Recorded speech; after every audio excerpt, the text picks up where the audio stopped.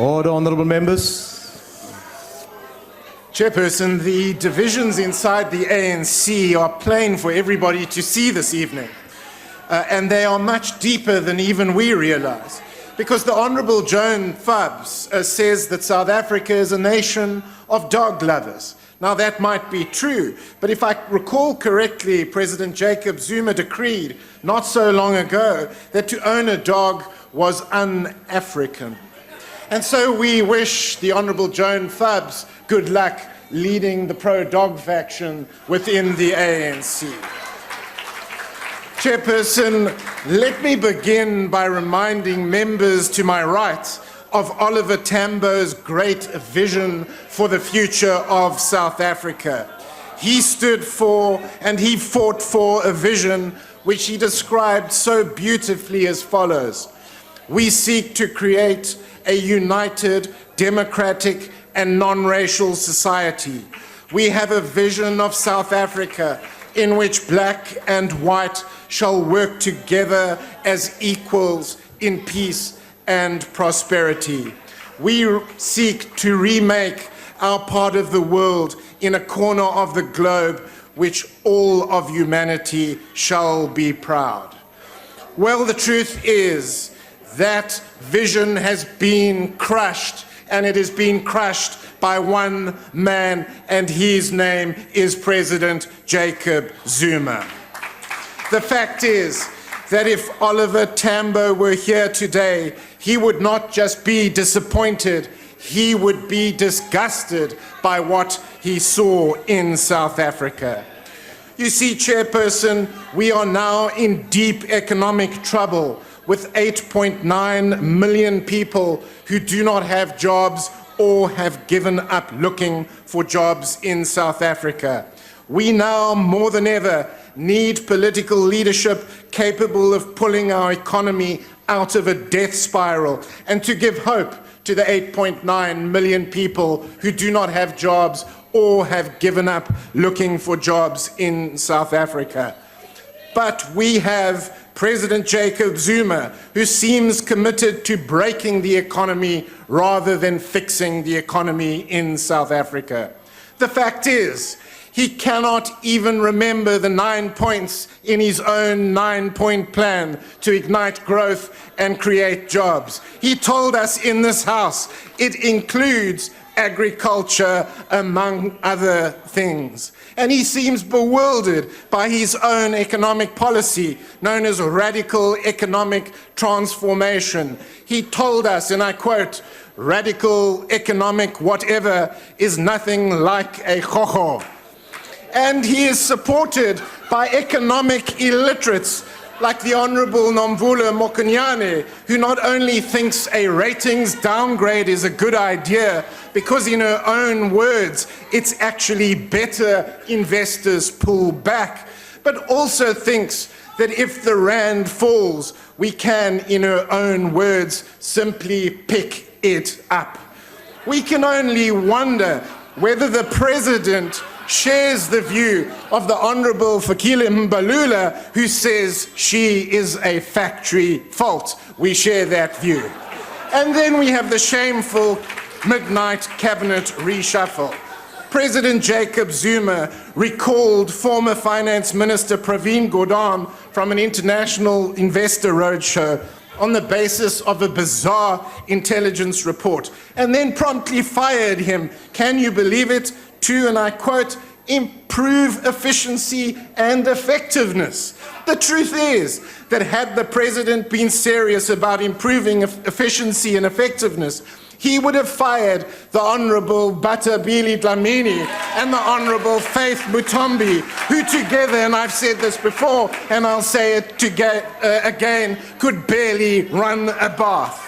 The Deputy President, Cyril Ramaphosa, to his credit, condemned the cabinet reshuffle, saying it was unacceptable. And the new Minister of Finance, of course, defended the cabinet reshuffle by condemning those who had condemned the cabinet reshuffle as a mixed bag of so-called ANC stalwarts.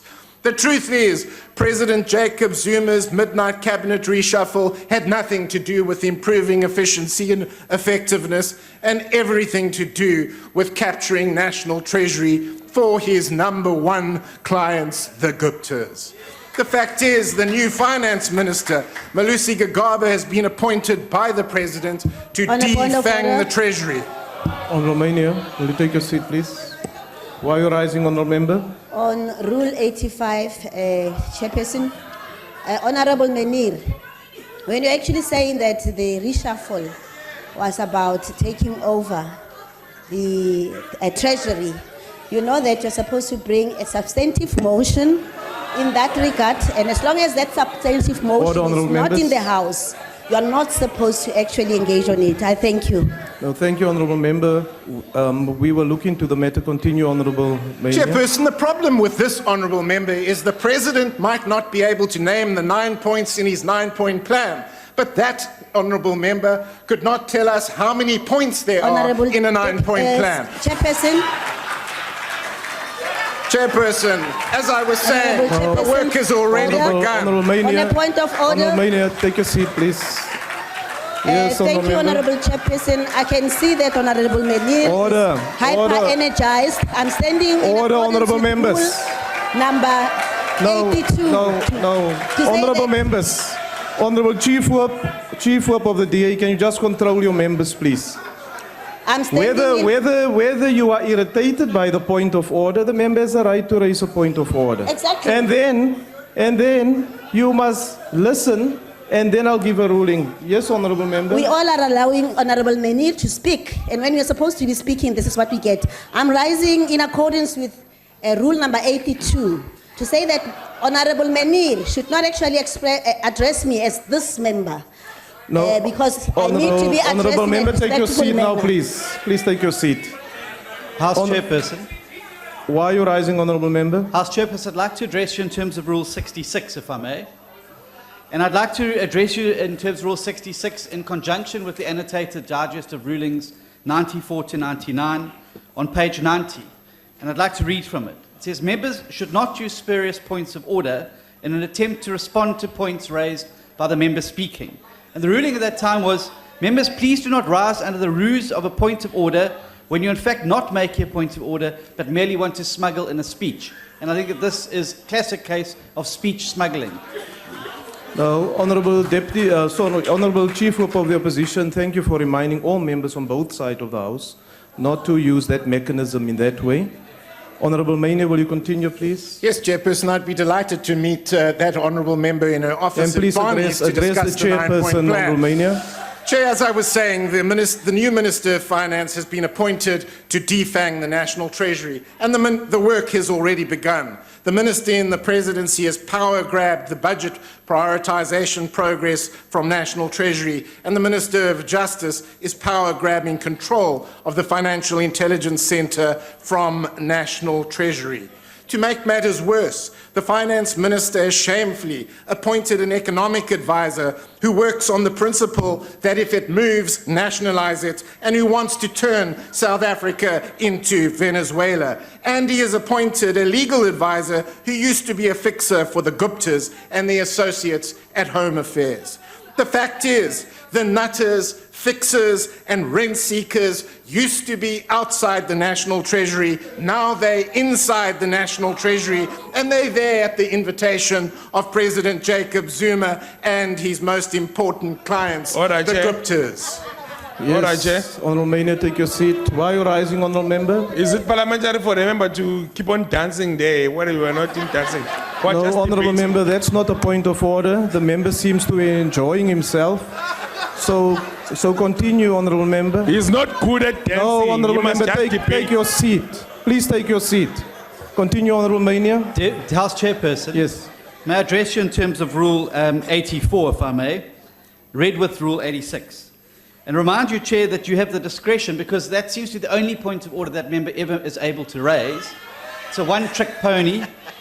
The Chair has the discretion not to recognise a member who raises spurious points of order.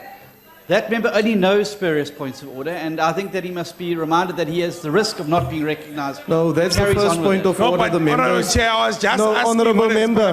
No. No, honorable member. No, honorable member, take your seat.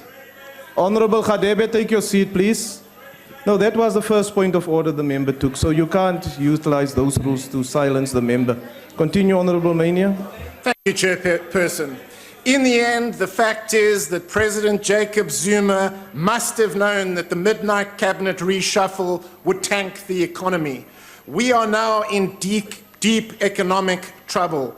With the midnight cabinet reshuffle, radical economic transformation, and the defanging of national treasury together delivering policy uncertainty, stagnant economic growth, declining per capita incomes, high inflation, a collapse in investment, a spike in disinvestment, fiscal slippage, staggering national debt, massive unemployment, zombie state-owned enterprises, and ultimately junk status. But most of all, a complete loss of hope for the millions of people who do not have jobs or have given up looking for jobs and who live without dignity, without independence, and without freedom in South Africa.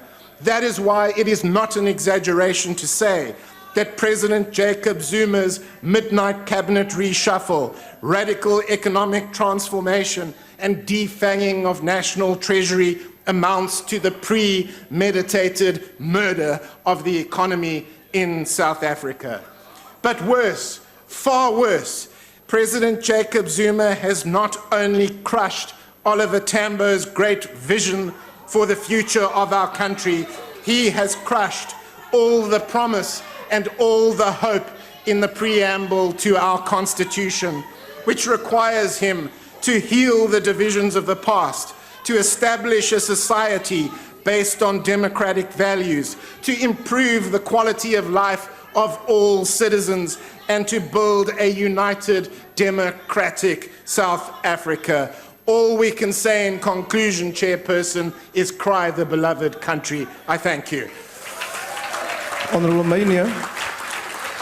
Honorable Maynier, will you remain at the podium, please? You remain at the podium, please. Honorable members, during the course of this debate, a number of points of order were raised, and I've asked the NA table to look into the matter, and they've advised me as follows. During his speech, the Honorable Maynier, while referring to the Honorable President's cabinet reshuffle, said, and I quote, he was doing it for his number one clients, the Guptas. That is in contravention of Rule 85, Sub-Rule 1, that says that no member may impute improper motives to another member. And that also refers and reflects on all members, the President, ministers, and deputy ministers who are not members of the Assembly. I thus request the Honourable Maynier to withdraw that remark, please.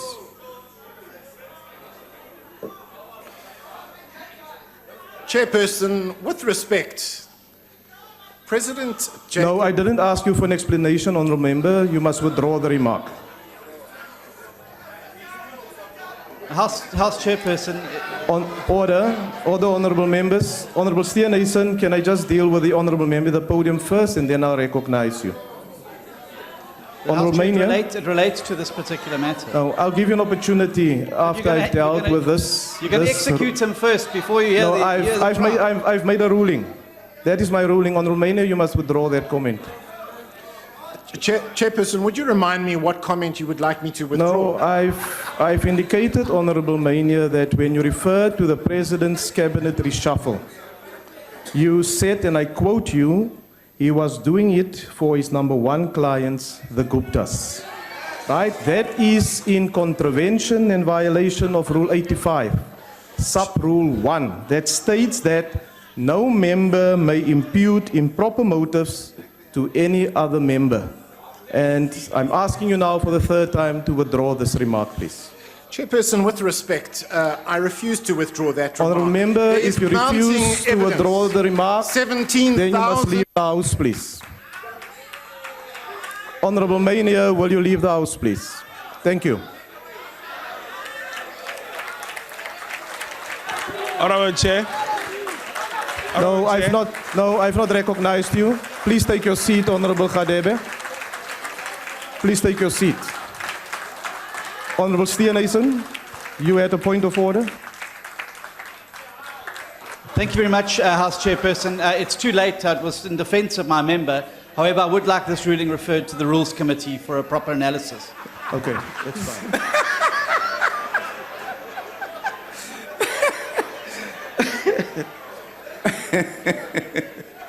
Thank you. Ndabezit, Sheng. Honorable Maynier, I heard others calling him DJ. DJ who do more dancing than the music. And yesterday, I'm just sorry that he's not here because he has become my friend. He loves laughing, I love laughing. And I was going to say to him, let us form a singing group. I can sing, he can dance. Then we can go together.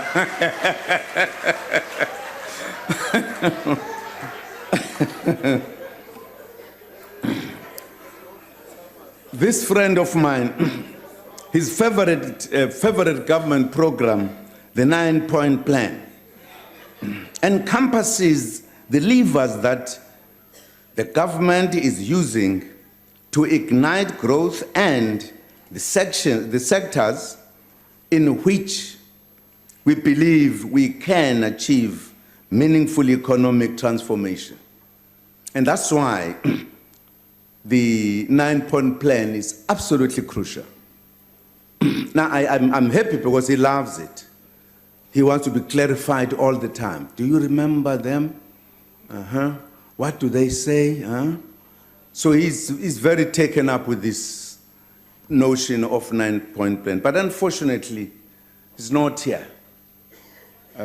I don't know because I just came. I saw these chairs being empty. Maybe I will hear later why they are not here.